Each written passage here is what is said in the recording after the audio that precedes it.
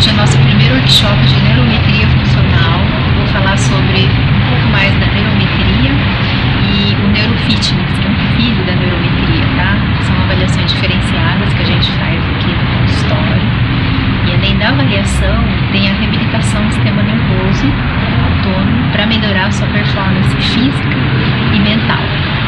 Daqui a pouco começa o nosso workshop. Até mais! Eu estava na correria, né? Eu tive que comprar uma coisa rápida, mas não poderia ser com glúten e com lactose, com açúcar, né? Então o que eu achei aqui? Olha só, esses snacks de mandioca, chips de inhame e um snack de linhaça. Olha que máximo! A gente tem aqui chazinho de hibisco, água e café. Ah, e uma pasta de soja também, ok? Então na correria a gente acaba achando produtos saudáveis também e práticos, tá? Fica essa dica aí, ok?